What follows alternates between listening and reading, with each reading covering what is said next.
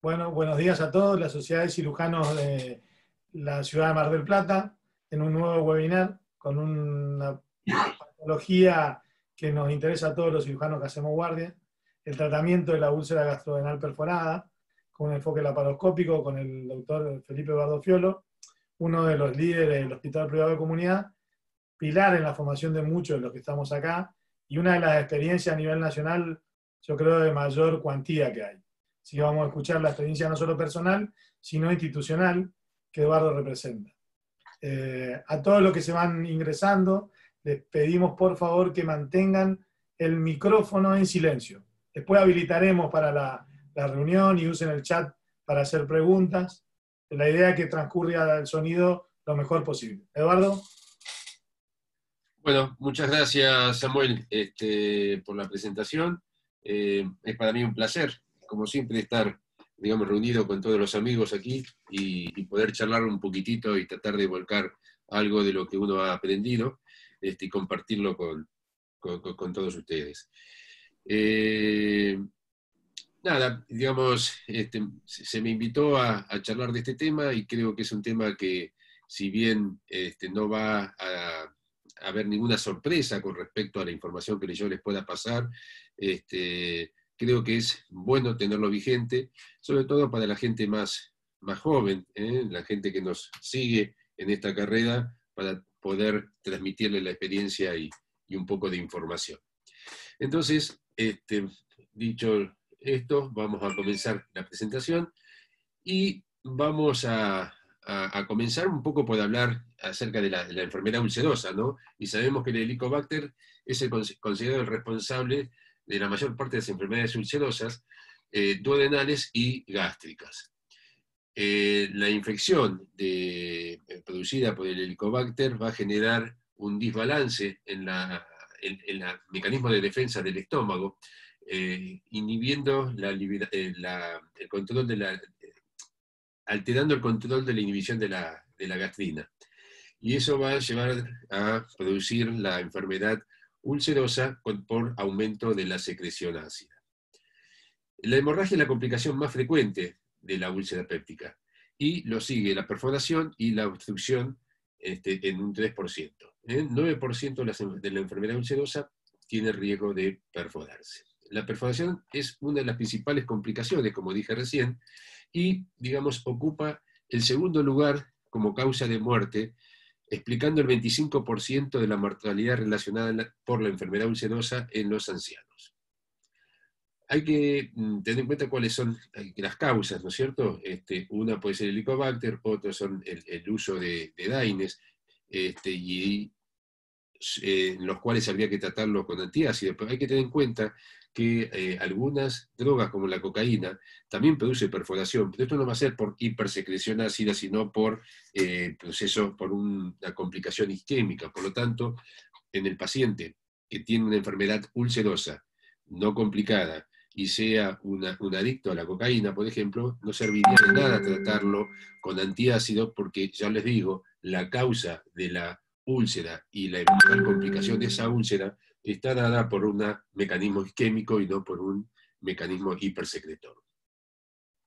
La perforación en la enfermedad ulcerosa ocurre en el 2 al 10% de los pacientes, y va a ser el responsable del 70% de las muertes que están ocasionadas por la enfermedad ulcerosa. Es decir, la úlcera se perfora en el 2 al 10% de los pacientes que tienen úlcera, y es la perforación el 70%, la razón del 70% de las muertes relacionadas a la enfermedad ulcerosa.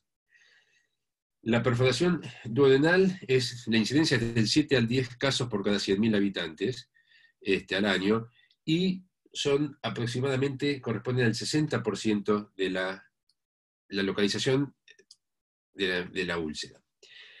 20% corresponden a úlceras antropilódicas y 20% a las gástricas, es decir, esa es la distribución que tiene las úlceras perforadas. La úlcera duodenal es predominante en los países occidentales, las gástricas en el oriente, principalmente en Japón, y parece ser que las úlceras gástricas perforadas tienen una alta mortalidad y morbilidad cuando se complican, mucho mayor que las duodenales. El éxito del tratamiento va a depender fundamentalmente de las condiciones del paciente, edad, antecedentes patológicos y demora en la consulta. Y depende exclusivamente de ello la morbimortalidad de esta patología, es decir, depende de las condiciones generales del paciente. ¿Qué decir sobre el tratamiento médico en esta entidad? Y hoy por hoy está claramente discutido y es muy acotado el rol que tiene el tratamiento conservador. Si uno determina cómo ha evolucionado todo lo que es el tratamiento preparatorio, la evaluación y la recuperación del paciente en el preoperatorio, más la utilización de los recursos de terapia intensiva y las mejoras que hay en el manejo anestésico, prácticamente, digamos, el tratamiento médico ha caído y no se utiliza, salvo en pacientes que están totalmente descalificados para la cirugía por sus antecedentes, insisto, o por el estado en el que llegan. La necesidad, por lo tanto, la necesidad de la cirugía es lo que se mantiene estable y es lo que, digamos, es el recurso que tenemos para poder resolver o intentar resolver este problema, a pesar de tener otras serie de drogas como antiácidos y demás. La cirugía sigue cumpliendo un rol importante, a pesar de, digamos, que la mortalidad no ha decrecido, y tenemos un número importante todavía de muertos por enfermedad ulcerosa en el mundo. ¿Cuáles son las fases de la perforación ulcerosa? Tenemos una fase 1 donde tenemos una peritonitis química. Hay una irritación peritoneal por el líquido ácido.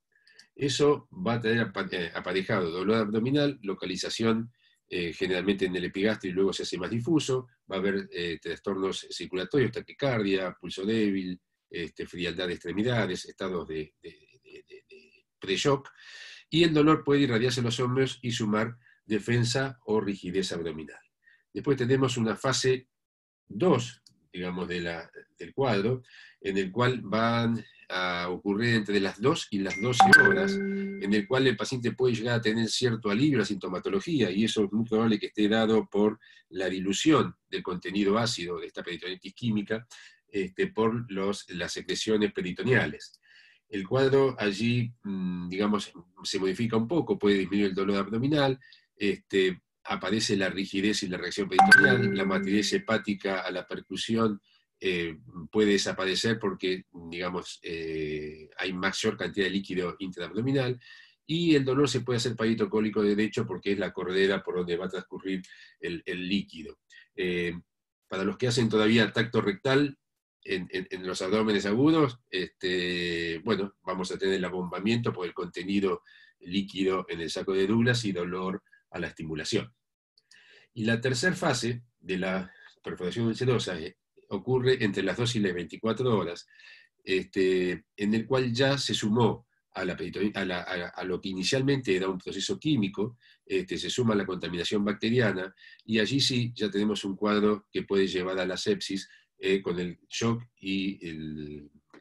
consecuente y eventualmente con la muerte del paciente.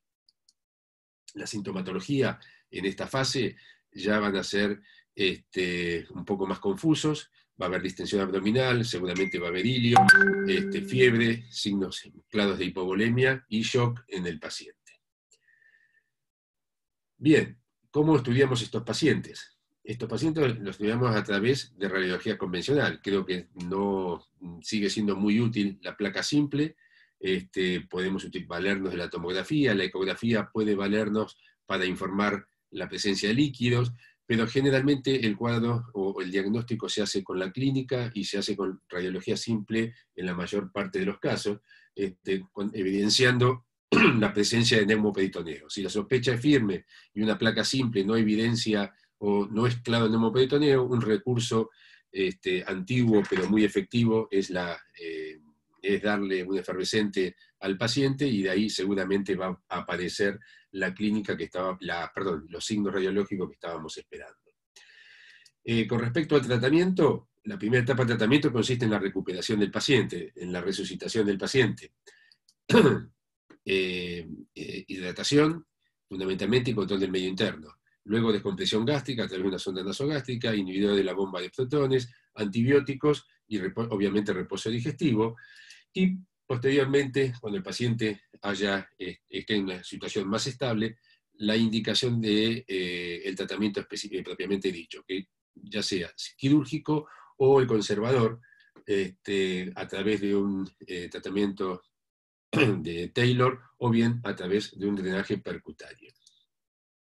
El tratamiento videolaparoscópico va a permitir fundamentalmente lo que nos va a dar las mismas ventajas que nos da la videolaparoscopía en cualquier otro tipo de patología, y nos va a permitir explorar en forma bastante fehaciente la cavidad abdominal, obtener material para cultivo, lavar, aspirar, identificar el sitio de perforación, poder, digamos, hacer la terapéutica, poder cerrar esa lesión, esa úlcera, ya sea, digamos, a través de puntos o a través de la dirección de la filtración con una sonda. Se puede probar la indemnidad a través de una prueba del gomero y la colocación de drenajes. Entonces, desde el punto de vista de la cirugía, lo que tenemos, a ver, ahí está. Lo que vamos a ver habitualmente, lo que podemos ver, son distintas situaciones, ¿no es cierto? En el cual podemos claramente, en el momento en que ingresamos a la abdominal, identificar la úlcera, y una vez lavada la cavidad peritoneal, hacer el cierre de la misma. Yo no soy propenso a lavar demasiado previo al cierre, porque en realidad sigo contaminándolo con la salida eventual de material que está perdiendo el estómago, ¿no es cierto? El duodeno. Entonces, digamos, una vez que identifico la lesión, lo que hago es tratar de aspirar lo suficiente como para permitirme trabajar de una manera más cómoda, y una vez que tengo resuelto el problema de la pérdida, ahí sí esperarme en el lavado con la cavidad peritoneal y obviamente en la colocación de drenaje. Acá vemos una úlcera con un aspecto totalmente distinto al anterior. Esta es una úlcera ya mucho más grande, más callosa, y digamos, creemos que también tiene cabida el tratamiento laparoscópico para este tipo de resección.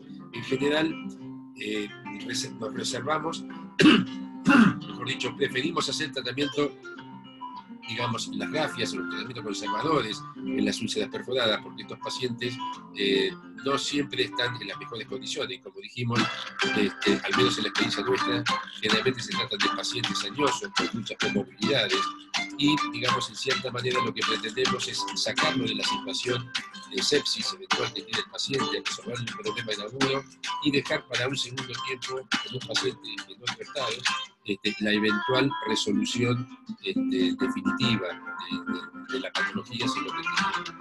Entonces, en inicio intentamos siempre ser conservadores, tratar de bloquear o cerrar el defecto para posteriormente, si es necesario, dejar para un segundo tiempo una cirugía que puede ser de mayor magnitud y que el paciente no está en las mejores formas y nos va a poder tolerar. Otro recurso que utilizamos bastante frecuentemente es, además del cierre directo, es darle el parche de pilón a manera de cubrir la sutura inicial, como para ofrecerle o brindarle un paso más a la seguridad de ese cierre que hemos hecho. Muchas veces en pacientes añosos, que sabemos que, digamos, hay amplias posibilidades de que se desoriente, que se retire la sonda, preferimos utilizar gastrostomías, los cuales nos va a permitir mantener inicialmente un estómago descomprimido hasta, digamos, el absoluto reposo, sin estar dependiendo de que la inseguridad de que el paciente se retire la sonda antes de tiempo. Entonces, utilizamos en pacientes añosos, generalmente no jóvenes, pero sí en pacientes añosos, una gastrostomía como rutina, una vez reparada la úlcera, para, como dije recién, asegurarnos la descompresión.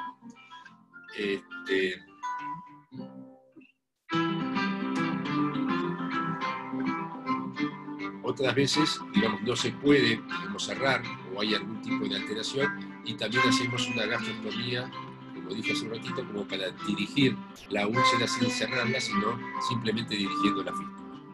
Acá, digamos, un paciente con el drenaje que se colocó y la gastrostomía a fines de, como dije, descomprimirlo inicialmente y eventualmente, si están dadas las condiciones, se puede utilizar también para la alimentación. Esta es la casuística que tenemos al 2014, digamos, entre enero del 94 y diciembre del 2014, nosotros hemos operado 104 pacientes con úlceras perforadas, 45% correspondían al sexo masculino, con una edad promedio de 76 años, más con un rango de 20 a 92 años. El índice de conversión que tuvimos nosotros fue del 9%. ¿A qué se deben las conversiones? Y se pueden deber a lesiones que son muy difíciles de poder cerrar, que no tienen alternativa y tal vez haya que hacerle una cirugía resectiva en un paciente en mal estado general. Otras veces hubo que hacer conversiones en pacientes que no toleraron el neumoperitoneo y se repercutió mucho su estado general, o bien por no encontrar claramente la lesión, son las causas más frecuentes de conversión. Es decir, razones técnicas fundamentalmente, o razones de estabilidad del paciente en la tolerancia del procedimiento. Con respecto al tratamiento videolaparoscópico, comparando los pacientes mayores y menores de 80 años, hemos visto que estos son los resultados que hemos obtenido. Pacientes menores de 79 con una edad promedio de 71% y 84% para los mayores de 80. La morbilidad ocurrió en el 34% de los pacientes menores de 79 años y en 49% de los pacientes mayores, mortalidad en el 21% de los menores y 31% de los mayores, y la intervención fue en ambos casos de los pacientes que sobrevivieron alrededor de 8 días. En realidad, ninguno de estos valores es significativo desde el punto de vista estadístico como para determinar alguna conclusión final, pero, digamos, ayudan a predecir o a pensar en qué es lo que puede ocurrir. Sí tuvimos significancia en las diferencias entre los pacientes que fallecieron y los que se fueron de alta con respecto a algunas características. Así vemos que los pacientes fallecidos tenían una edad promedio de 80 más o menos 9 años, y los pacientes que se han ido de alta tenían una edad promedio de 72. Antecedentes patológicos tenían 85% de los pacientes fallecidos y 65% de los pacientes dados de alta. Demoraron menos de 12 horas 22% de los pacientes fallecidos y demoraron más de 12 horas el 88% de los pacientes fallecidos. Eso sí fue significativo cuando se los compara con los pacientes que fueron de alta. El estado en el que el paciente ingresó a la guardia también fue un dato significativo a la hora de evaluar las diferencias entre los que fallecieron y los que se fueron de alta. Entraron descompensados el 65% de los pacientes fallecidos, y, digamos, el ASA 4, entraron con un ASA 4 el 57% de los pacientes.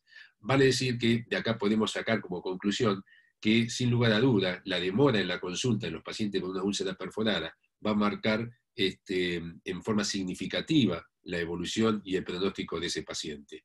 Nosotros hemos visto que las 12 horas son cruciales para determinar o para facilitar, digamos, una buena respuesta al tratamiento. Cuanto más rápida sea el diagnóstico, que eso también depende de qué tan rápido el paciente consulta, ¿no es cierto? No es casualidad que los pacientes mayores son los que se demoran más en la consulta, no sé si porque son más estoicos, porque tienen más temores o porque, digamos, les cuesta más llegar al hospital. Entonces esa razón hace que esos pacientes que fallecieron se demoraron mucho en la consulta y por ende han llegado descompensados con un estado general bastante desfavorable.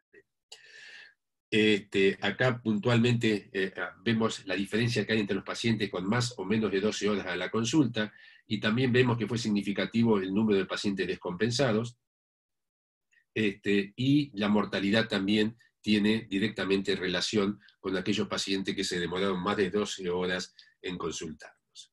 Entonces podemos empezar a concluir que el retraso operatorio de más de 12 horas aumenta sin duda alguna los riesgos de morbilidad y de mortalidad. Las úlceras gástricas parecen ser las que tienen peor pronóstico. o resultaron tener mayor pronóstico, y tienden a ser, digamos, como dijimos recién, pacientes añosos, con muchas alteraciones en su estado de salud, los que se nos presentan. Como conclusión, la úlcera gastrodenal perforada es una patología de alta morbi-mortalidad en el paciente añoso. La cirugía mini-invasiva es una alternativa válida en el manejo de urgencia de la enfermedad péptica complicada, y la demora en la consulta, más allá de las 12 horas, se relacionó positivamente con los pacientes añosos, con el ASA 3 y 4 y la descompensación hemodinámica y sepsis posoperatoria. Esto, digamos, con respecto a la enfermedad de úlceras en general, pero hoy por hoy creo que es importante para todos aquellos que están haciendo guardia y que tenemos la responsabilidad de atender pacientes de urgencia, lo que ocurre es con los pacientes bariátricos. El bypass hoy por hoy, digamos, o la cirugía bariátrica hoy por hoy se ha hecho una cirugía bastante frecuente en la población, y muchos de estos pacientes bariátricos tienen como proceso o procedimiento quirúrgico el bypass gástrico.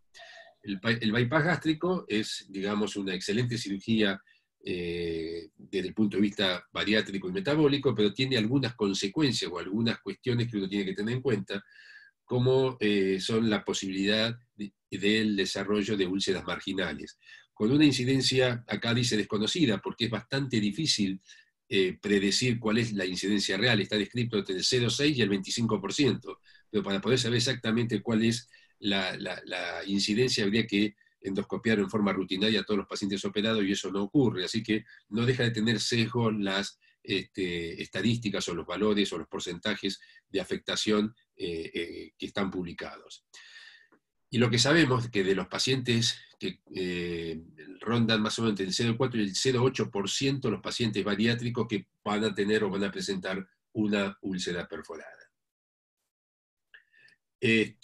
Bueno, esto es normalmente para los que no conocen o no tienen experiencia cómo es un bypass gástrico. Hay una resección gástrica, una visión gástrica con una anastomosis gastroyeyunal, y, digamos, la reanastomosis enteroentérica del asa biliopancreática con el asa alimentaria. Técnicamente, bueno, son algunos detalles. Nosotros lo hacemos anticólico y antigástrico, sin división del mesenterio. Dividimos el epiplón mayor para no generar tensión en la anastomosis, y hacemos las anastomosis manuales. ¿Dónde ocurren las úlceras? En estos pacientes son úlceras marginales, que se denomina, y están en la periferia de la anastomosis gastrointestinal. El procedimiento que hacemos, el abordaje que le hacemos a los pacientes, el diagnóstico, el estudio, la forma de presentación es exactamente igual que en los pacientes que nos referimos recién, y, digamos, el abordaje que nosotros le hacemos a estos pacientes también es el mismo abordaje que hacemos en cualquier otro paciente. Hacemos el abordaje laparoscópico. Vamos a tener algunas diferencias, porque vamos a tener otro tipo de adherencia y otro tipo de anatomía. En el momento que vamos a buscar la perforación, tenemos que desplazar generalmente el asa alimentaria para poder visualizar claramente dónde está la perforación. Así, una vez que encontramos la perforación, otro factor que hay que hacer y hay que tener mucho cuidado en este tipo de pacientes es un reconocimiento de la anatomía, y no quedarse con la primera impresión o la primera imagen de la perforación, porque generalmente está rodeado de fibrina o de material que no.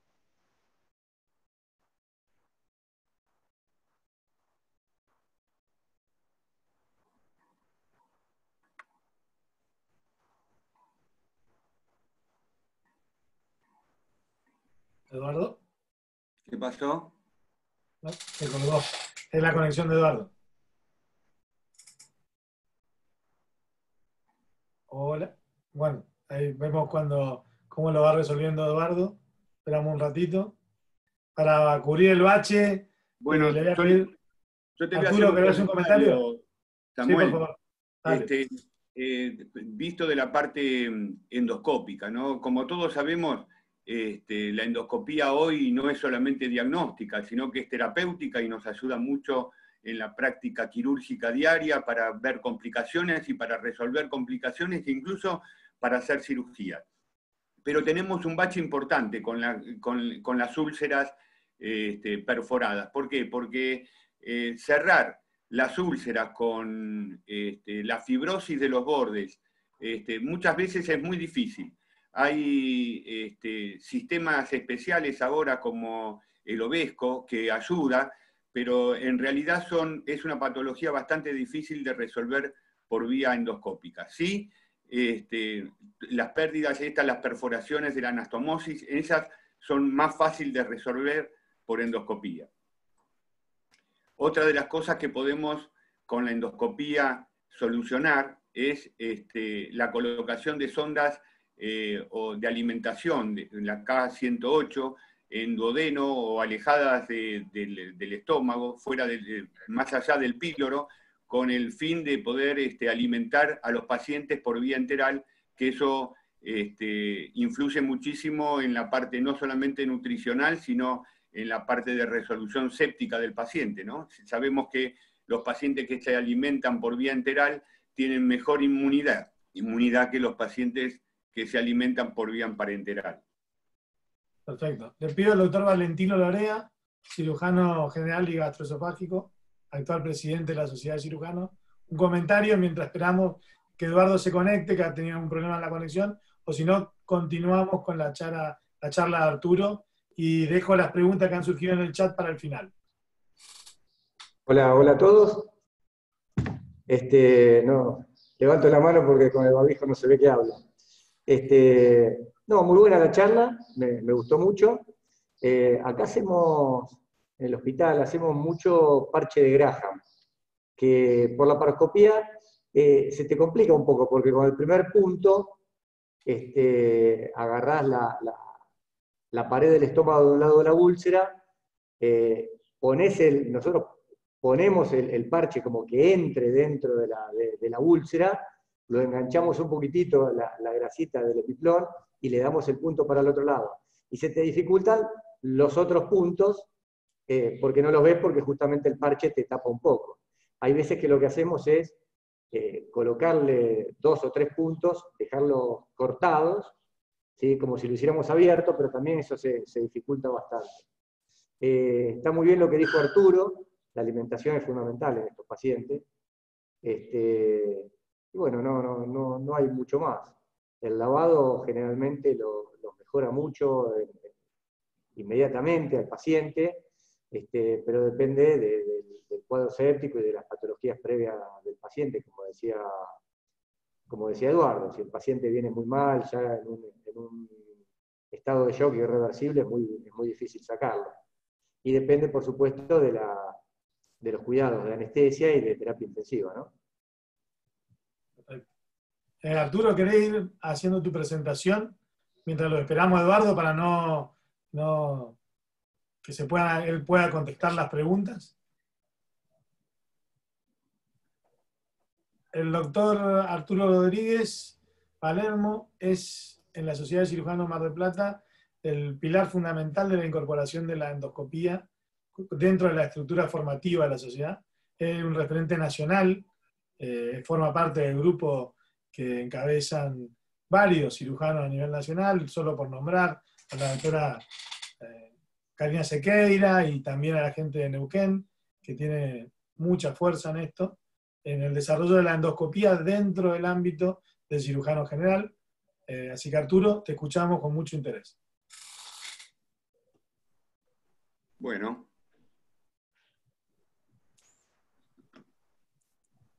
Vamos a ver.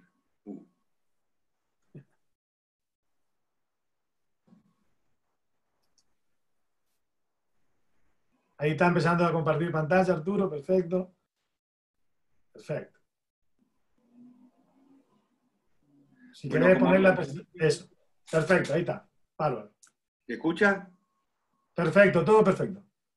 Bueno, como habíamos dicho, la endoscopía hoy por hoy no solamente es un estudio endoscópico diagnóstico y nada más, sino que nos ayuda muchas veces a hacer cirugías endoluminares y además resolver problemas quirúrgicos endoscópicos de la cirugía convencional o de la cirugía laparoscópica. Yo más que endoscopista diría que somos cirujanos endoluminares, ¿no? Como se describe la laparoscopía, se describe la cirugía endoluminar. Nosotros nos consideramos cirujanos endoluminares. Entonces vamos a ver el tratamiento endoscópico, qué le podemos ofrecer nosotros a los pacientes que vienen o que tienen una fístula del tracto digestivo alto, en cuanto a la endoscopía. Primero lo tenemos que definir la fístula, que es una comunicación entre dos superficies epitelializadas, o sea, es una interrupción en la continuidad de la pared gastrointestinal. La debemos diferenciar de la perforación y de la fuga. La perforación se refiere a un defecto agudo del espesor completo del tracto intestinal, y las fugas se definen como una interrupción en la anastomosis quirúrgica que resulta en una acumulación de líquidos en la cavidad abdominal o mediastinal. Las fístulas las podemos clasificar en benignas o malignas.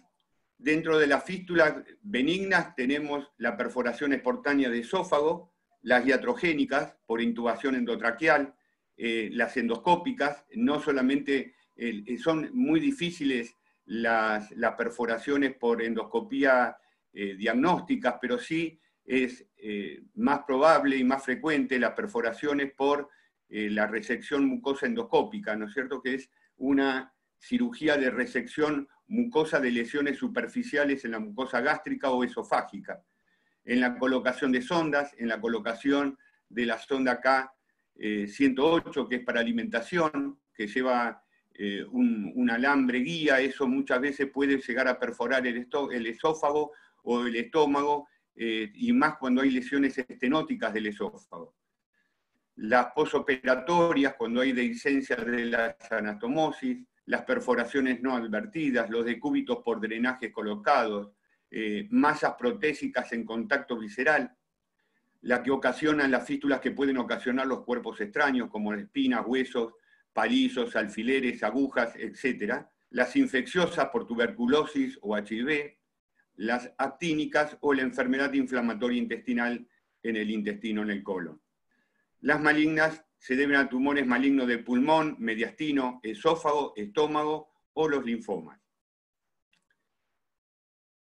El diagnóstico, ¿con qué objetivo vamos a hacer el diagnóstico? Es caracterizar fundamentalmente y en principio el trayecto fistuloso que tenemos. ¿Cómo lo podemos hacer? Con la ingesta o la inyección de colorantes para estar seguro que hay una perforación o una fístula. Estudios contrastados con sustancias hidrosolubles, siempre con sustancias hidrosolubles. Las fistulografías, hacer recorrer el trayecto fistuloso con la inyección de contraste hidrosoluble.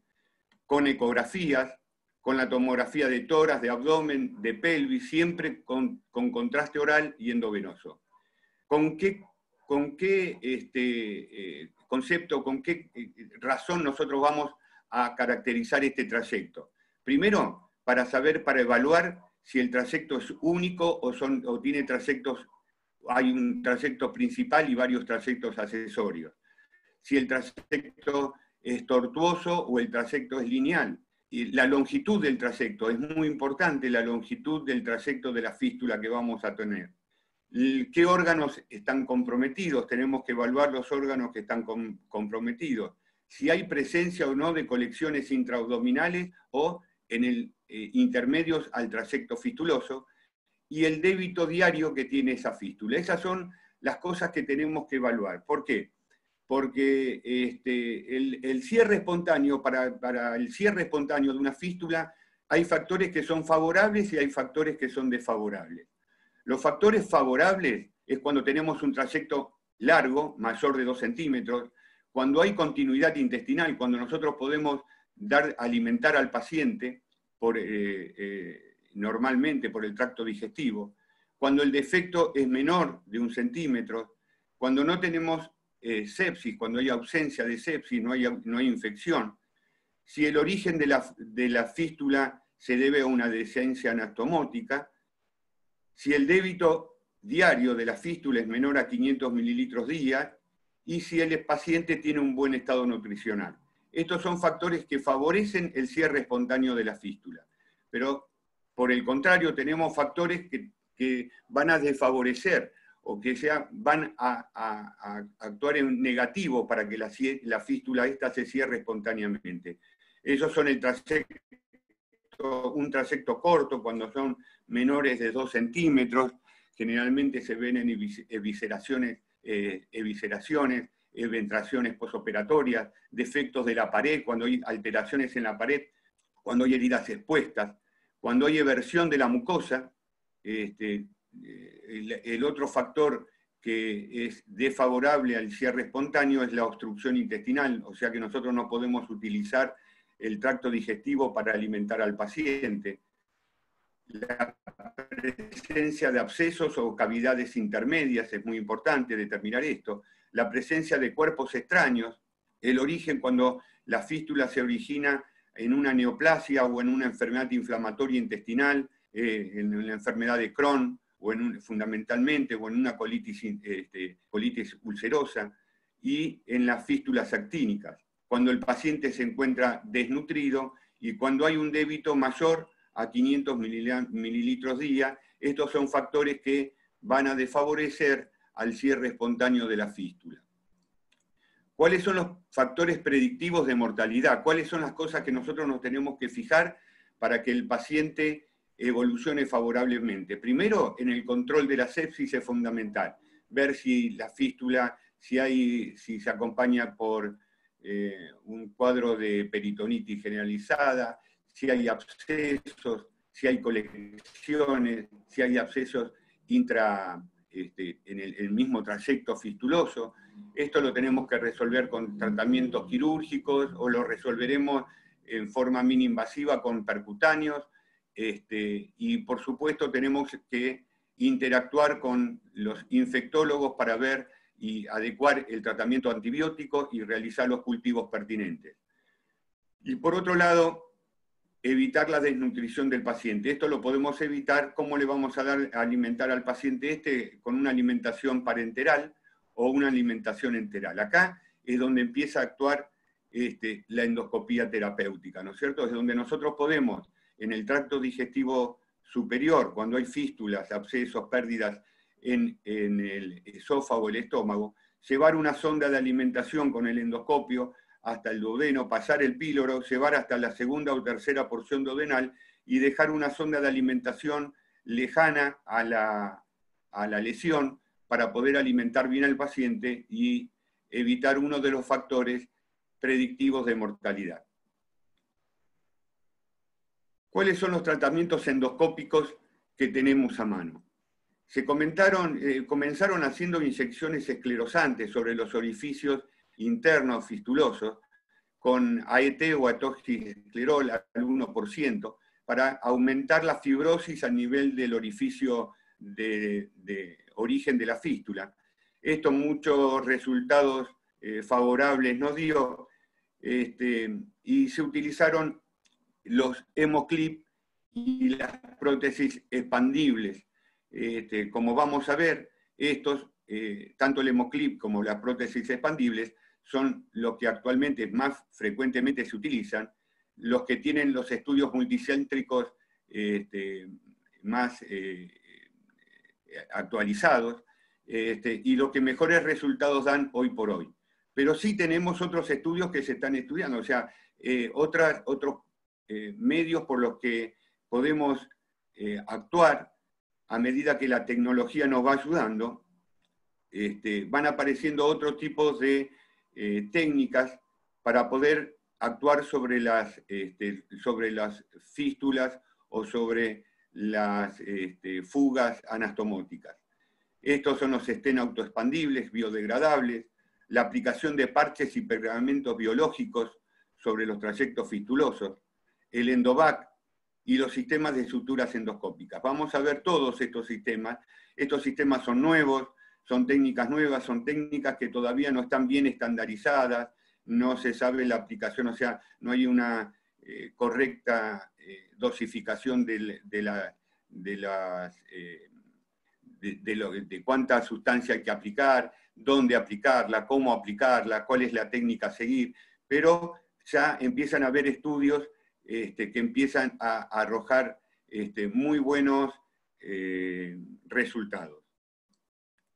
Vamos a comenzar con Osmoclip, es lo que tenemos más a mano y que da muy buenos resultados, fundamentalmente en el esófago cervical. En ese lugar no podemos poner stent porque no alteraría la deglución, sería intolerable para el paciente. En la unión esófago-gástrica, ahí también los stent tienen un alto grado de fracaso por la migración del stent, como vamos a ver después. En el estómago, fundamentalmente en las lesiones que se ocasionan agudas, cuando se hacen resecciones mucosas o disección mucosa endoscópica para resolver una patología profunda de la pared gástrica. Y en las lesiones colónicas derechas, es mejor siempre la terapia con clip que utilizar un stent. Y tenemos dos tipos de clip. Lo podemos clasificar en los clips TTS y en los OTS. Los clips TTS son aquellos clips que vienen cargados en un aplicador. Tenemos en este caso aquí la imagen. Son clips que nosotros vamos a utilizar a través del canal de trabajo del endoscopio, que son de una sola descarga y que lo vamos a ver a continuación. Este es otro clip, el triclip se llama, el que está por debajo, y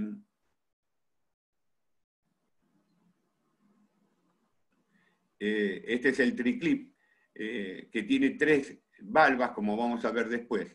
Y por otra parte está el Ovesco, que es el clip, un clip que va de un tamaño mucho mayor, va montado sobre la punta del endoscopio, no va, se dispara a través de un hilo disparador que vamos a colocar a través del canal de trabajo del endoscopio, como lo vamos a ver después. Los Hemoclip TTS, entonces, ¿qué características tienen?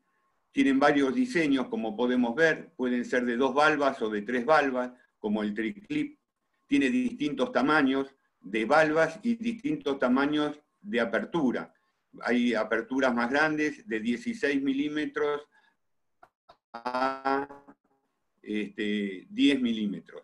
Hay, algunos pueden ser fijos, o sea que no podemos cambiar la posición del clip, y hay otros que son giratorios. Esos clips giratorios son los más aconsejables para empezar a utilizarlos. ¿Por qué? Porque el clip se tiene que poner siempre tanto en un vaso que está sangrando o en un lugar donde nosotros queremos afrontar los bordes de una herida, tiene que ser siempre en forma perpendicular a la herida o perpendicular al vaso. Entonces, de esa manera es mucho más fácil colocar el clip, y fundamentalmente en el esófago, colocar el clip en forma perpendicular a la lesión que nosotros tenemos. Por esto es mejor comenzar siempre con clips giratorios, aunque sean un poco más caros. La mayoría de los clips ahora vienen descartables. Antes había clips que eran recargables, pero son bastante engorrosos el cargado del clip sobre la guía. En general, podemos reposicionar el clip. ¿Qué quiere decir esto? Que nosotros podemos tomar la lesión, fijarnos si nos convence la toma que hicimos. Si no nos convence, podemos abrir y cerrar hasta 4 o 5 veces. Hasta lograr un agarre que nosotros estemos conformes, de esa manera liberar el clip en forma permanente. La técnica de colocación es fácilmente reproducible y se dificulta, como había dicho, en los bordes necróticos o con fibrosis. Por eso las úlceras son muy difíciles de afrontar los bordes muchas veces. Acá tenemos un video de una fístula anatomótica. Es un paciente que fue operado, tenía un adenocarcinoma de la unión esófago-gástrica, se lo irradió, se hizo quimioterapia y se hizo la esofaguectomía con una anastomosis cervical gastroesofágica. Ahí es donde estaban los clips colocados, donde se hizo la fístula. Yo siempre dilato las fístulas esofágicas o de la unión, dilato el píloro para aumentar el clearance gástrico, de evacuación gástrica. Acá pusimos el clip, es un clip de 2 valvas, de apertura de una apertura de 16, son fijos estos clips, ahí agarramos el otro borde también, largamos el otro clip, y posteriormente lo que hacemos es colocar una sonda K108 enteral para la alimentación del paciente, con el fin de mantener el tracto digestivo permeable y mantener la alimentación del paciente. Este paciente tuvo una muy buena evolución. Las sondas se tuvieron que recolocar muchas veces. Estas sondas, el problema que tienen es el uso de la sonda, que no la saben usar muchas veces la parte de enfermería. Tenemos que abocarnos a que la sonda se limpie cada vez que la utilizan con agua tibia, para que no se obstruya. Y otra cosa de la que tenemos que inculcar siempre a los enfermeros o a los médicos que la traten en terapia, lo que sea, es que no pasen medicación a través de la sonda, porque es así como se tapan y hay que recambiarlas tantas veces. En este paciente vamos a ver una perforación duodenal por un stent plástico. Era una paciente que había entrado con una colangitis hacía 2 o 3 meses atrás, politiasis múltiple, se colocó un stent para drenar el colédoco, y ahora se iba a hacer la extracción del stent y la extracción de los litos, cuando nos encontramos de que el stent había perforado la pared contralateral a la papila, como vemos acá. Estaba perforando la pared y no podía sacar el stent. Tratábamos, como ven, con distintas pinzas de cuerpo extraño, tratar de sacar el stent, se movilizaba para un lado, para el otro, trataba de meterlo en la vía biliar, pero desplazarlo hacia la vía biliar, pero tampoco se podía. Entonces lo que hice después de 1 hora y media, pasar, como vimos, un hilo grueso de nylon a través abrazando el stent, se lo saca por la boca, y de esa manera, traccionando de los 2 cabos, pude movilizar el stent después de 1 hora y media. Una vez que sacamos el stent, ahí estamos en la boca, volvemos a hacer la endoscopía y vemos la perforación duodenal que tenía, y la resolvemos con la colocación de un clip. Colocamos un clip de bivalva sobre la pared duodenal. Esta paciente estuvo 3 o 4 días en ayuno, sin ingestión de nada. Posteriormente se le hizo una tomografía. Al ver que estaba todo bien, que no tenía colecciones, que no tenía filtrado, se empezó, ahí estamos lavando para ver bien que haya quedado bien puesto el clip. Y bueno, evolucionó favorablemente. Al 5.º día le habíamos dado de alta. Esta es una paciente, vamos a ver acá la utilización del triclip. El triclip tiene la misma curva de aprendizaje que la colocación de un clip de bivalva normal. Es menos efectivo para el tratamiento de las hemorragias. En el 96% la resuelve un endoclip, en cambio el triclip en el 76% resuelve una hemorragia. El tiempo de retención, digamos, de aprehensión de los bordes es menor en el triclip, que la permanencia, digamos, es menor que la de un clip bivalva, y la fuerza de agarre también es menor. Tiene una apertura solamente de 12 milímetros, esto nos limita varias veces, a veces, para la unión de los bordes de una fístula.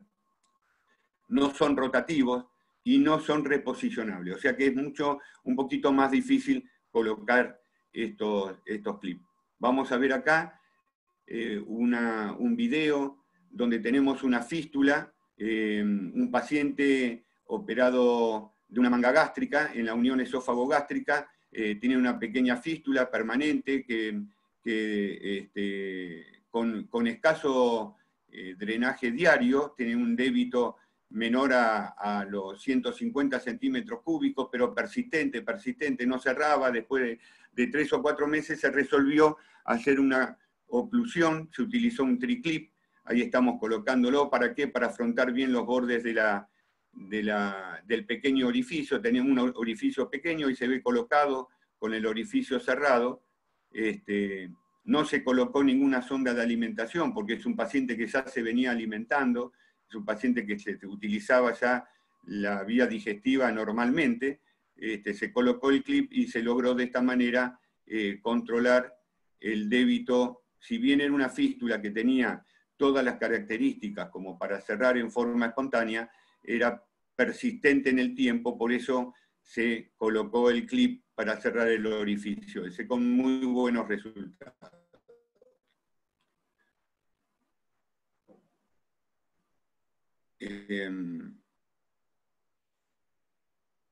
Acá vemos la colocación del clip. Esto es la unión esófago-gástrica. Este es el límite, la diferencia de mucosas entre el esófago y el cambio mucoso entre el esófago y el estómago.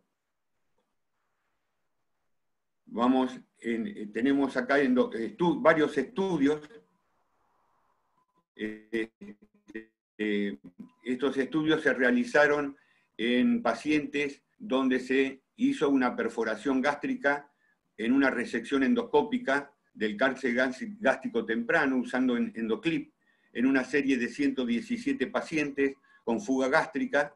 Se demostraron una tasa de éxito del 98.3%. Acá hay una serie de estudios, de distintos estudios, donde la tasa de éxito es bastante importante con este tipo de cierre endoscópico. Ahora tenemos los hemoclip, los OTS o los Ovesco. Este es un clip que va montado en un cap en la punta del endoscopio, es similar a la ligadura elástica para varices esofágicas. Por un lado tenemos acá el cap que va en la punta del endoscopio con un hilo que se coloca con esta guía a través del canal de trabajo del endoscopio y va montado sobre este reel, o sobre esta manivela que al ir enroscando el hilo va liberando el Ovesco, el clip. Para esto tenemos que lograr que el tejido que nosotros queremos cerrar entre dentro del cap y se libere posteriormente el clip. Para esto tenemos tres tipos de técnicas, que es la aspiración por un lado, y por otro lado tenemos el Twin Gasper, que va por el canal de trabajo junto con el hilo, sale por el cap y tiene dos valvas con una guía central que no se mueve. Esta valva toma un borde de la herida y la otra valva toma el otro borde de la herida, y de esa manera se mete adentro del cap, y de esta manera posteriormente se libera el clip. Otro de las técnicas es el anchor, que es un sistema de fijación, se mete dentro del orificio fistuloso y se liberan como un anzuelo, digamos, de 3 patas, y se tracciona de ese orificio, de los bordes del orificio se tracciona hacia dentro del cap y se libera posteriormente el clip. Esto fundamentalmente está hecho para los defectos o las fístulas de gran tamaño, las perforaciones o las dehiscencias de sutura importantes. Vienen de distintos tamaños para colocar en distintos tipos, porque tiene que ser acorde el cap al tamaño del endoscopio, para los gastroscopios, para colonoscopios. Acá vamos a ver un video donde hay una fístula en una manga gástrica, tiene varios drenajes en el postoperatorio, hacemos la endoscopía, y en la unión esófago-gástrica vamos a ver un orificio fistuloso bastante importante. Decidimos ponerle en este caso un Ovesco. Se hace la endoscopía. Primero, como dije en la parte anterior, siempre yo le hago una dilatación pilórica de estos pacientes con balón. ¿Por qué? Los de la manga gástrica. ¿Por qué? porque de esa manera favorezco a que haya un clearing de evacuación gástrica más importante al desgarrar el píloro, y de esa manera el estómago tiene menor presión, que actúa con menor presión sobre el orificio fistuloso. Acá estamos colocando el ovesco, va en la punta del endoscopio, aspiramos y largamos el ovesco, y acá se ve cómo aprisiona los bordes de la fístula, lo vamos sacando, y acá ve cómo aprisiona, es como una trampa, actúa como una trampa de oso, con dos labios mordiendo los bordes de la herida, ¿no? Se realiza posteriormente lavado para ver cómo queda, que hace una buena permeabilidad. En general, yo después de realizar esto, saco el CAP y vuelvo a hacer una endoscopía para quedarme tranquilo de que hay una buena permeabilidad del tubo digestivo, que no se ha tomado bordes que no sean, y que está todo en forma correcta, la hemostasia y todo lo demás. Tenemos acá un estudio con una experiencia multicéntrica internacional del uso del ovesco en las fugas gastrointestinales y en fístulas tratadas con CLIP OTS, que son estos, es el ovesco. El resultado fue mejor para las perforaciones, un 95%, y las fugas, en comparación con las fístulas. Es lo que podemos decir, digamos, del ovesco. Ahora vamos a tratar las prótesis autoexpandibles, que son otra de las técnicas empleadas con mucho éxito. El stent autoexpandible de nitinol es altamente efectivo para el manejo paliativo de las fístulas malignas con baja tasa de complicaciones. Esto es fundamental. Principalmente se utiliza en el tercio medio o inferior del esófago. Están hechos de nitinol, que es una mezcla de titanio al 45% y níquel, cubiertos por una solución de poliuretano al 12%. Los stents pueden ser totalmente cubiertos, parcialmente cubiertos. Estos son los stents totalmente cubiertos. Estos son los stents parcialmente cubiertos, donde están los bordes o los extremos, las copas del stent están descubiertas, o totalmente descubiertos. Los totalmente descubiertos no se utilizan para las fístulas o para las alteraciones anatomóticas, se utilizan únicamente para los tumores cuando hay estenosis, para liberar una estenosis tumoral.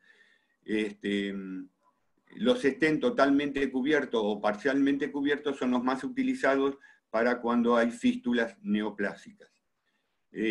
Pueden haber de distintas longitudes, va de 8 a 15 centímetros, distintos diámetros de 18 a 23 milímetros de diámetro, pueden ser de distintas liberaciones, pueden estar liberados por hilos. En general estos stents que se liberan por hilos, una vez que uno lo coloca en el lugar con radioscopía, no se movilizan, o sea que se puede estirar, se tracciona del hilo que trae, se va desenrollando el hilo y va liberando el stent. Otro es por pulsión. Estos stents se liberan también bajo radioscopía, haciendo presión e introduciendo el liberador del stent. Tenemos que tener cuidado porque cuando se va liberando el stent se introduce espontáneamente, tenemos que ir recolocándolo con la radioscopía en forma permanente para que no quede fuera del lugar. Y están los de liberación controlada, que son estos, son nuevos, que es como si fuera el gatillo lo vamos gatillando como una pistola y se va liberando el stent de a poquito. También pueden haber stent que se liberen con liberación proximal o distal al endoscopio. Los de liberación proximal, que son más nuevos, estos se utilizan con endoscopías en forma directa sin necesidad de una radioscopía. La elección, la efectividad es directamente, la efectividad del proceso que hagamos o de la práctica que hagamos está en relación directa con el stent apropiado que nosotros vamos a elegir. Toda patología benigna a utilizar, siempre un stent totalmente cubierto. con fijación, dice acá. ¿Cuál es el problema del stent totalmente cubierto? Es la fijación, porque estos stent tienen un alto grado, una alta probabilidad de migración. La patología maligna se utiliza en general el stent parcialmente cubierto, porque se fija más en los tejidos, en las copas se fijan más en los tejidos, ya sea del esófago o del duodeno, en tal caso, y de esa manera tienen menos probabilidad de migración. En la ruptura benigna del esófago, las fístulas no malignas sin estenosis, los stent de gran calibre y cubiertos son los de elección. Acá tenemos los distintos tipos de stent que hay. Yo les puse también en esta presentación los tipos de stent, la cubierta, la longitud que presentan cada uno, la fuerza radial que tienen, la flexibilidad que tienen. Esto de la flexibilidad es importante para los trayectos fistulosos o cuando hay estenosis, cuando hay neoplasias con fístulas y estenosis. Es muy importante si la estenosis es filiforme, si la estenosis es tortuosa o es recta, para ver la flexibilidad que tenemos que utilizar del stent que tenemos que utilizar. Acá tenemos la resolución en general de los trayectos fistulosos con los stent es del 87.7%. Acá tenemos una serie de trabajos donde nos muestran los stent, las prácticas realizadas con stent metálicos autoexpandibles o stent plásticos autoexpandibles. Yo personalmente no tuve buenas experiencias con los stent plásticos autoexpandibles. Vamos a ver un video donde tenemos una neoplasia de esófago. Siempre se hace una endoscopía de exploración, para ver bien el trayecto que tenemos, para ver dónde vamos a poner el stent. Acá tenemos el orificio fistuloso. De la neoplasia con el orificio fistuloso bronquial. Lo que vamos a hacer es colocar un clip. Estos clips no se colocan acá con la finalidad de aproximar los bordes, porque si lo colocamos con esa finalidad, lo único que vamos a lograr es el desgarro mucoso persistente. Así que lo que vamos a hacer es colocar el clip nada más que para tomar referencia cuando por radioscopía colocamos el stent. Acá colocamos, anteriormente colocamos, como vieron, eso amarillo era la guía para colocar el stent posterior. Estamos acá, liberamos un stent. El stent es un stent parcialmente cubierto, llega en el tercio, está en el tercio medio del esófago. Acá estamos ya en la unión esófago-gástrica, estamos alcanzando la unión esófago-gástrica. Quedó el stent bien cubriendo la neoplasia y cubriendo el lugar donde teníamos puesto el clip, que era el lugar de la fístula. Las complicaciones del stent, de la colocación de los stent, es menor al 5% de los casos. ¿Cuáles son? La perforación, fundamentalmente cuando hay estenosis, cuando hay fístulas neoplásicas con estenosis, donde tenemos que dilatar para poner el stent, o durante la expansión del stent. La hemorragia en los tumores que son muy friables, o cuando realizamos dilataciones en las fístulas que vienen acompañadas por estenosis. El dolor torácico es muy común, al menos la molestia, generalmente se da en el más del 90% de los pacientes, la molestia posterior, que duran en general de 48 a 72 horas, y ceden con analgésicos comunes. Es mucho más frecuente en pacientes que han tenido radioterapia, que han hecho rayos sobre neoplasias. La aspiración y las neumonías aspirativas, fundamentalmente durante la colocación del stent. Por eso nunca se debe colocar un stent esofágico, y más si hubo estenosis con el paciente sin intubar. Siempre se debe hacerlo con el paciente intubado. Y fundamentalmente cuando se coloca un stent en la unión esófago-gástrica. El reflujo gastroesofágico persistente en los stent que van colocados en la unión esófago-gástrica, por eso hay stent que tienen válvulas antirreflujo, como está mostrando este stent. El extremo del stent gástrico que va en el cuerpo gástrico tiene una tubuladura de nylon, que esto al colapsarse evita que haya reflujo hacia el stent.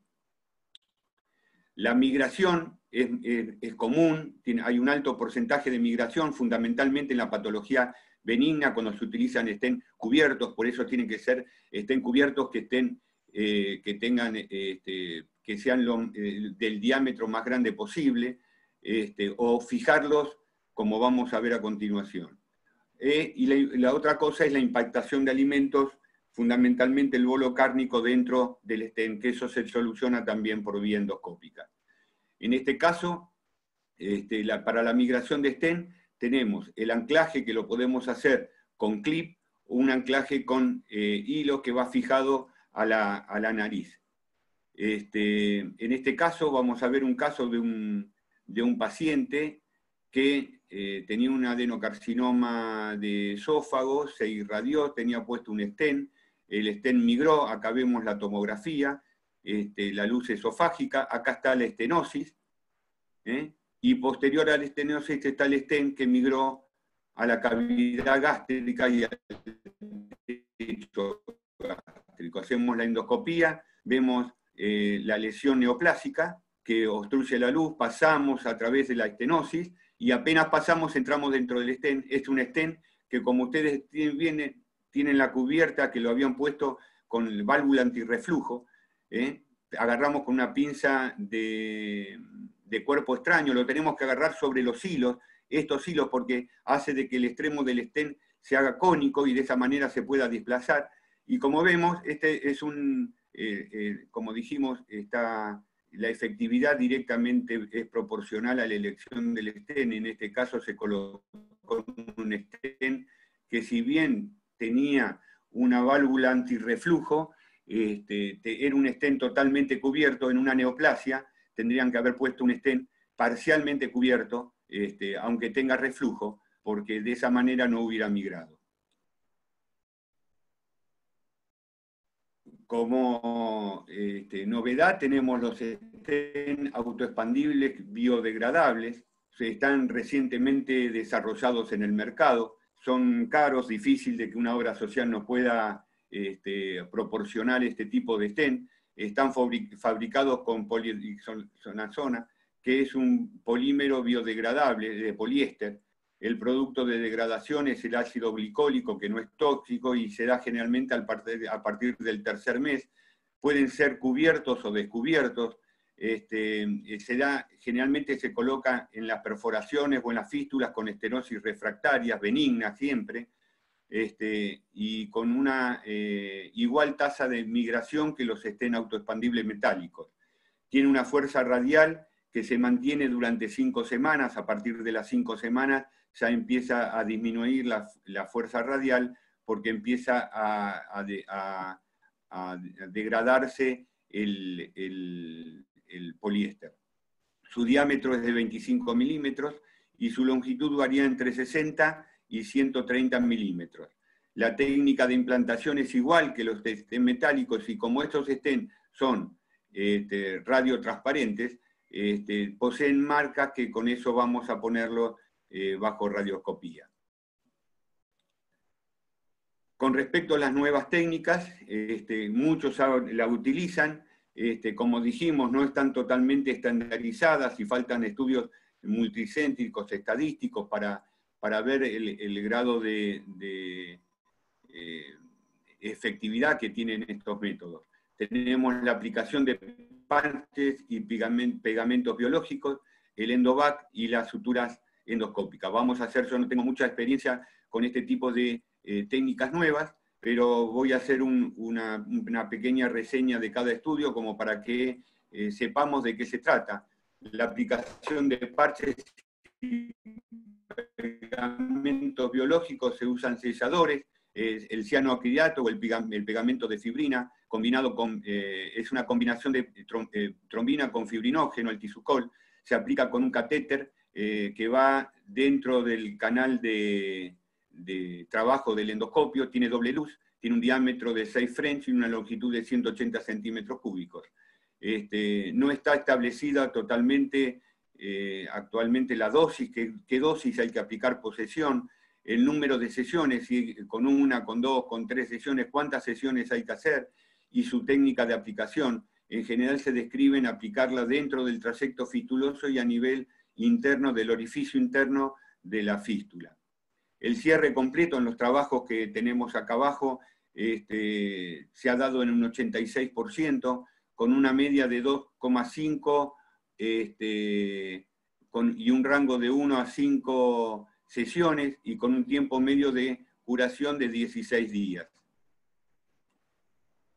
El Endovac es una técnica de terapia al vacío, es una adaptación al cierre de las heridas por presión negativa. Se coloca una sonda, generalmente se da en para las fístulas esofágicas o rectales, se coloca una sonda donde va en la punta una esponja de poros abiertos de poliuretano, y esto va conectada a una bomba de vacío, se puede conectar, la desplaza, se la lleva con el endoscopio hasta el lugar de aplicación de donde esté la colección, o se puede utilizar dentro del trayecto fistuloso o dentro de la luz esofágica. O sea que pueden ser de ubicación intraluminar en la luz esofágica o extraluminar en el trayecto fistuloso, como vemos en estas dos series.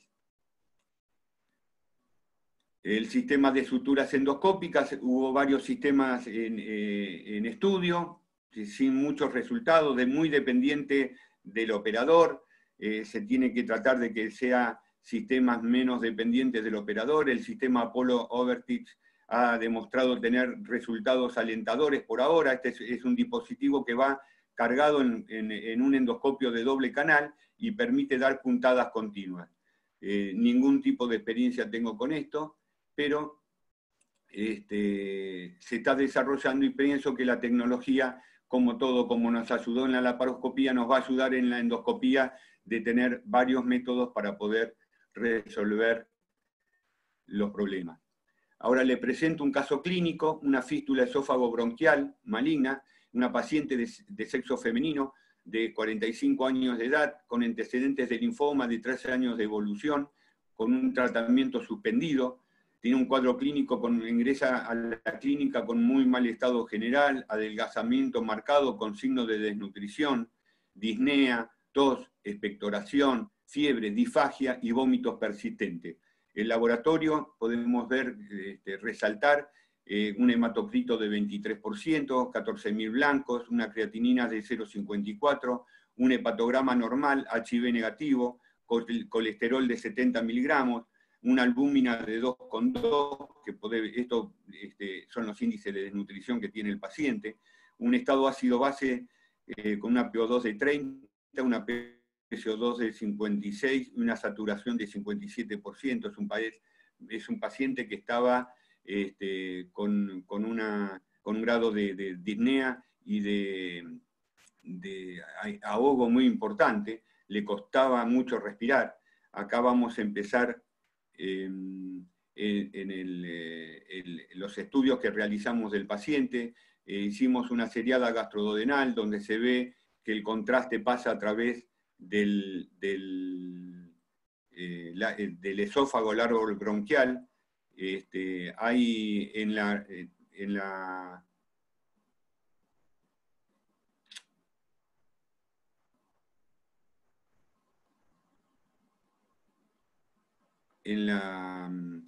vamos a ver el video de todo esto, vemos el pasaje del contraste del esófago al tracto bronquial.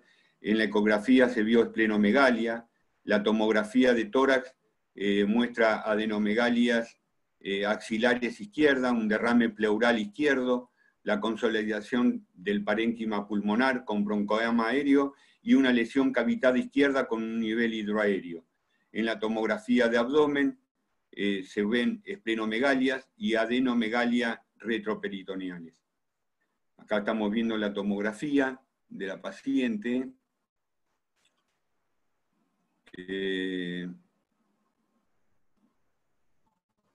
Esta endoscopía, vamos a hacer, esto es el esófago, acá encontramos una fístula esófago bronquial importante, vamos a cerrarla, esta fístula, como es una fístula de bordes limpios, generalmente estas fístulas se dan por necrosis, por compresión de los tejidos y por necrosis. Se colocó el stent, se afrontó los bordes de la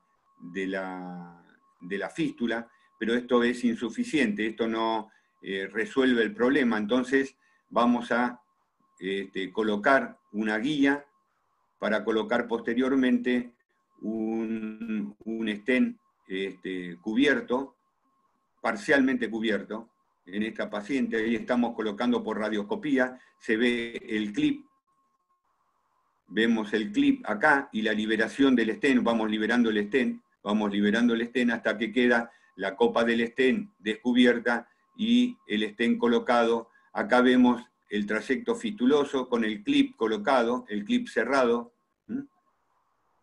Recorremos el trayecto, vemos que hay una buena permeabilidad, entramos directamente al estómago. Esta es la placa que es un control a las 48 horas y a los 7 días se ha limpiado la parte bronquial pulmonar y permanece el stent colocado con un buen estado general de la paciente. A las 48 horas empezó a ingerir líquidos y a las 72 horas estaba alimentándose normalmente.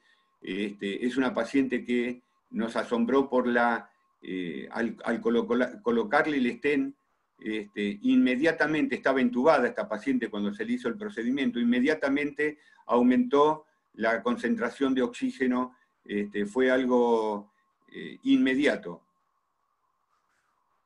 Bueno, para los que están interesados en profundizar los temas de estos temas, de las distintas técnicas que hay para el cierre de fístulas endoscópico, el 28 de agosto se va a hacer un webinar que va a dar las distintas técnicas, endovac en fístulas, las prótesis autoexpandibles, los clips, la contención biológicas y el histocrip. Vamos a tener un representante argentino, un cirujano endoscopista o de cirugía endoluminar muy destacado, que es el doctor Jorge Izaguirre, que él nos va a hablar de contención biológica y de masas con masas en la fístula. Yo le aconsejaría que lo vea porque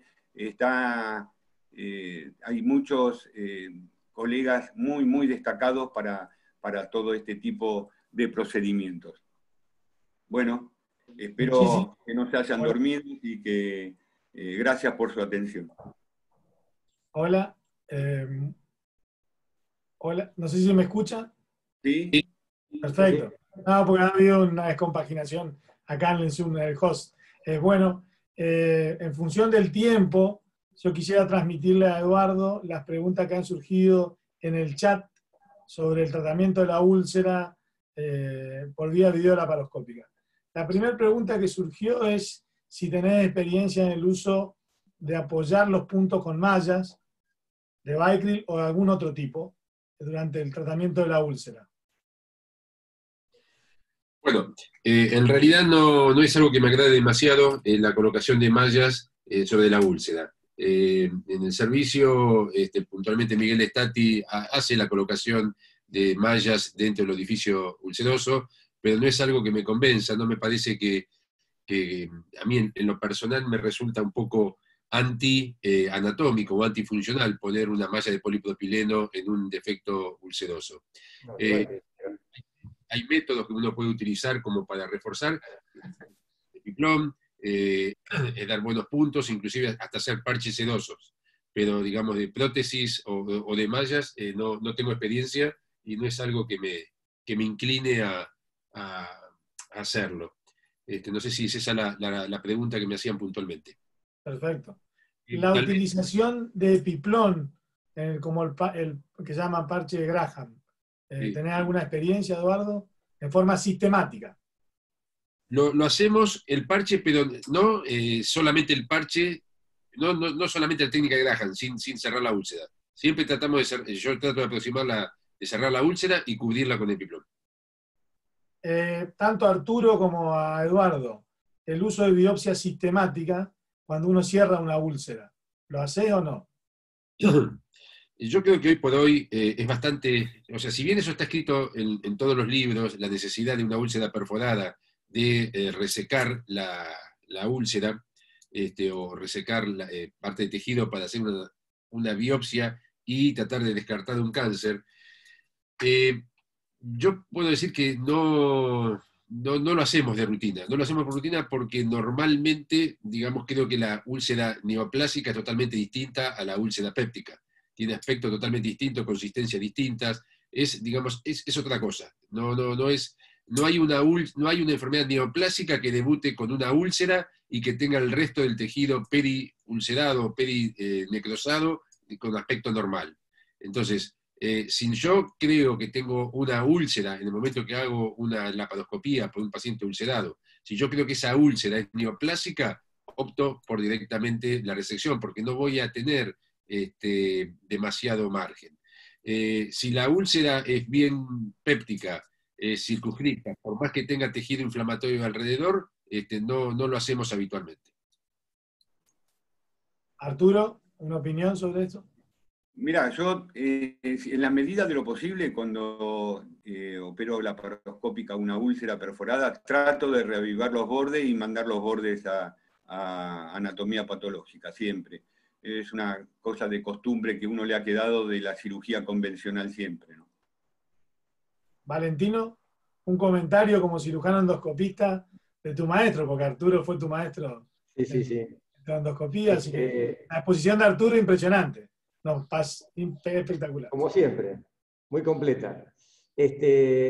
No, yo acá en el hospital habitualmente lo hacíamos, eso de tomar una biopsia. Después, como tenemos la endoscopía muy a mano, tanto acá en el hospital como afuera, no considero hacer una biopsia del borde. Me parece agrandar un poco el orificio. Sí, lo que hago, la pregunta que decías antes, el parche de Graham, siempre que me queda fácil para hacerlo, siempre pongo el parche.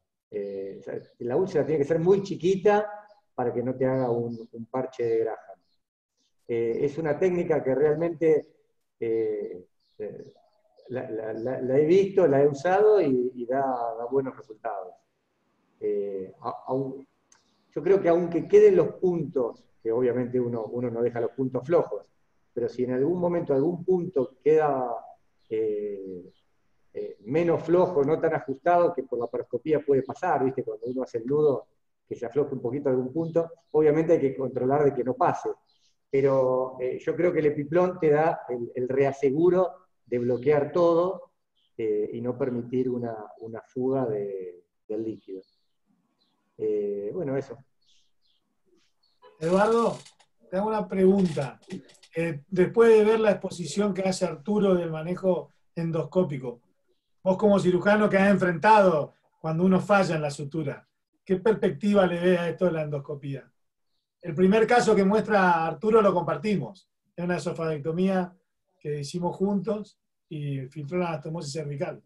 Y la solución que él le dio fue realmente mini-invasiva y el paciente se pudo recuperar. Sí, en esos casos, ¿no? Con una fístula cervical, no recuerdo bien porque yo estaba tratando de... ¿Qué usaste? ¿Cómo lo resolviste, Arturo? Le coloqué dos clips y una sonda de alimentación en duodeno. Perfecto. Sí, esas son tediosas ese tipo de úlcera porque no tenés demasiadas alternativas, salvo esto que vos estás diciendo, Arturo, si no, sabemos que los stents a ese nivel no podés ponerlo, y es una buena alternativa para solucionarlo.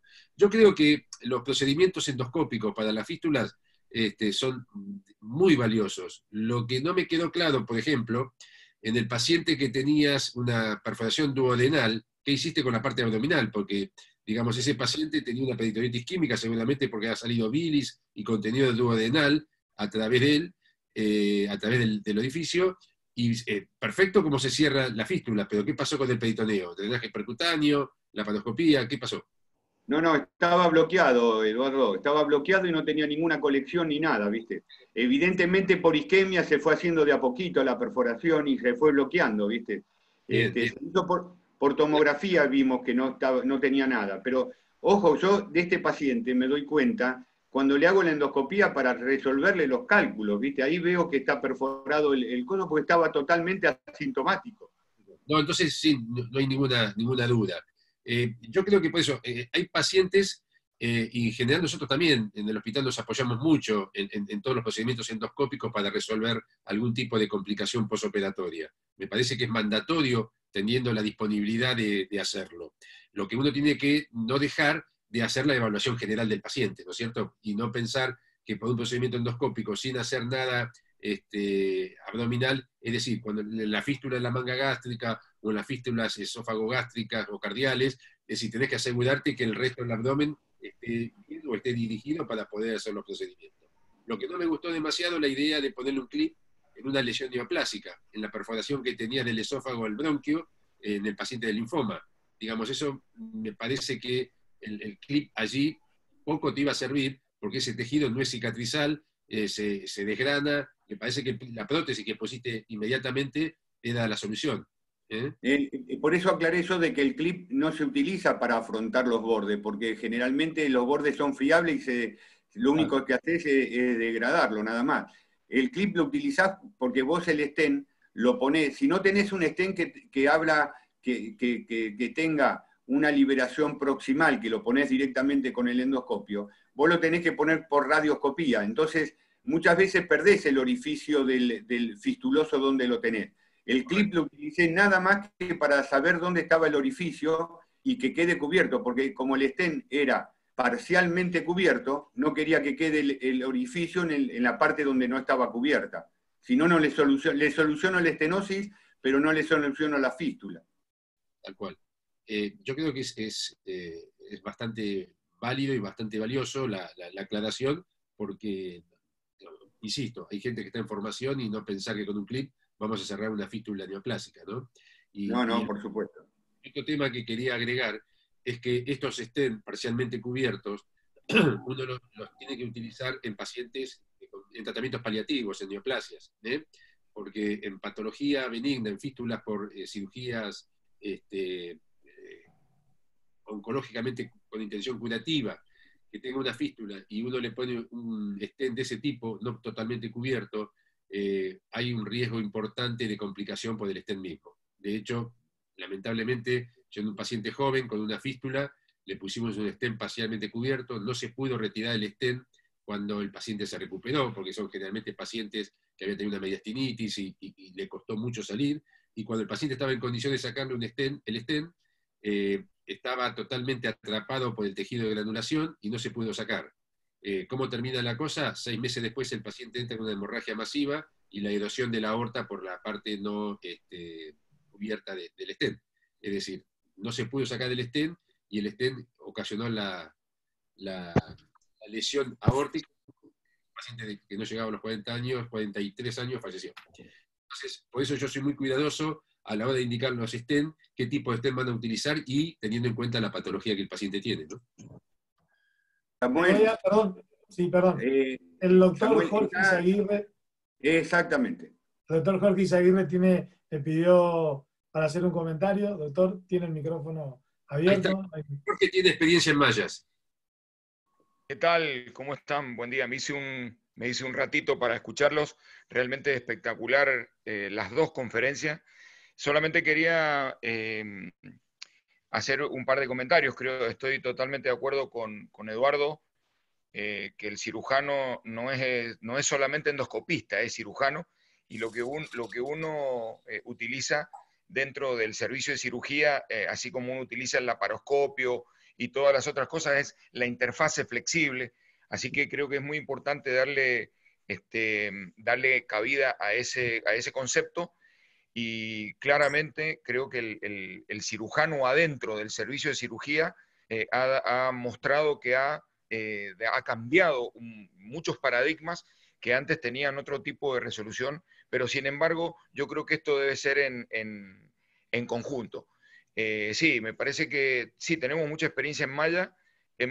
A propósito del comentario que hiciste, que está muy bueno, Eduardo, de que qué es lo que pasa cuando uno tiene una úlcera lateral del duodeno, una perforación. Entonces, ¿qué pasa con el peritoneo? Bueno, nosotros tenemos la experiencia de haber hecho peritoneoscopía flexible, es decir, nos hemos metido con el endoscopio adentro de la cavidad abdominal, y esa es la ventaja que tiene el cirujano, porque uno ya conoce la anatomía. Entonces uno puede hacer lo que habitualmente hacemos en endoscopía, que es lavado y secado compartamental, y luego, una vez que uno tiene resuelto el peritoneo, decide cómo lo va a cerrar. Nosotros hemos publicado esto en la revista Endoscopy, y fue un trabajo que hicimos con un hijo del HPC, que es el doctor Walter Minati, que lo hicimos en colaboración con él, hicimos un híbrido en ese caso, así que fue muy interesante. Después hemos hecho otros trabajos más, otros pacientes más, haciendo un abordaje flexible a la cavidad peritoneal y resolviendo el peritoneo con, digamos, con la ayuda de la endoscopía flexible. Al principio fue híbrido porque únicamente le colocamos el laparoscopio y utilizamos el flexible para hacer todas las demás maniobras. Bueno, realmente lo felicito porque es una conjunción espectacular la que hicieron entre vos, Eduardo, con toda la experiencia que tenés, y con Arturo, otro gran maestro de la endoscopía y gran amigo. Lo felicito. Muchas gracias. Gracias, Jorge. Gracias a vos por estar con nosotros Gracias, acá. Jorge. Muchas gracias. Eduardo, yo tengo una pregunta. ¿Te quedaba mucho de tu presentación? ¿Vos querés hacerla? Un par de videos de úlcera perforada en bariátrica. Digamos, no, lo que yo quería aclarar básicamente es que el tratamiento de la úlcera perforada, en realidad, en el curso del tiempo, no ha variado con respecto, al menos en el grupo de pacientes nuestros, no ha variado en cuanto a mortalidad.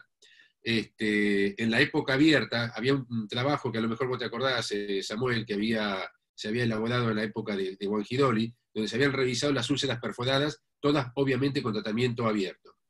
Y después nosotros hicimos, cuando empezamos a hacer la laparoscopía, el tratamiento laparoscópico, revisamos las por vía laparoscópica.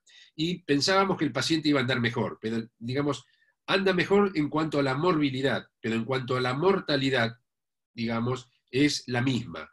¿Y esto por qué? Porque creo que la mortalidad no está dada por la técnica, por el tipo de parche, por si es laparoscópico o si es abierto, sino que la mortalidad va a estar dada por el grado de sepsis que tiene el paciente cuando se presenta, y cuando el paciente ya viene séptico, ya viene detonado, yo creo que más allá de lo que hagamos, está asignado el futuro. Vale decir que, insisto en esto, lo importante es el diagnóstico precoz, es si conseguimos que el paciente llegue a la consulta oportunamente, que no nos demoremos nosotros en tomar la medida adecuada. Perfecto, muchas gracias. Arturo, ¿algún comentario? El estado previo del paciente, por supuesto, es lo más importante. Digamos, nosotros, insisto, por el tipo de población que tenemos, son pacientes añosos, con muchos antecedentes de salud, con una calidad previa bastante afectada, y eso también va a marcar el pronóstico. Arturo, ¿algún otro comentario? No, ninguno. Valentino. No, básicamente estoy de acuerdo con lo que dijo recién Eduardo. La mortalidad yo creo que no les ha variado porque los cirujanos, digamos, tenemos un límite. Y bueno, a ese límite han llegado, y con la laparoscopía mucho más no se puede hacer. Tiene que ver con el estado general, y también tiene mucho que ver todo lo que rodea el procedimiento quirúrgico del cirujano. Tiene mucho que ver la anestesia, tiene que ver la terapia, obviamente con el estado del paciente. Y con respecto a las fístulas, lo que decía Arturo, es importantísimo todo lo que uno hace desde el punto de vista quirúrgico o lo que puede hacer desde el punto de vista endoscópico.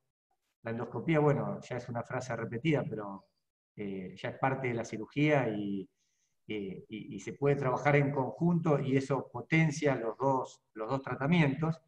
Pero no hay que olvidar el tratamiento, que bueno, que Arturo tampoco lo olvidó porque lo dijo, el tratamiento de la nutrición, enteral o parenteral, eso es muy determinante, el estado general del paciente, la nutrición, la kinesioterapia que puede hacer en el caso de un paciente que tiene una fístula crónica, el estado general, digamos, es muy importante porque si hay cualquier cosa que falle, esto es un tratamiento muy difícil, cualquier cosa que falle te entorpece la resolución de la fístula. Bueno, los felicito a los dos, la charla estuvo muy buena, seguimos aprendiendo y bueno, nos estamos viendo. Bueno, yo para dar por concluida la sesión, les agradezco a la buena voluntad de los dos, a todos los que se prendieron a este webinar, y tengan claro que esto va a quedar subido en el canal web de la Sociedad de Cirujanos de Mar del Plata, y seguir con estos temas cotidianos, que es la clave de la cirugía general, y no solo la superespecialidad, mechado con experiencias como la de Eduardo o Arturo, que entran en el rol del superespecialista, pero no han perdido la visión del cirujano general. Así que bueno, a todos muchas gracias a los que han participado y nos despedimos. Gracias por aguantarnos. Gracias a todos.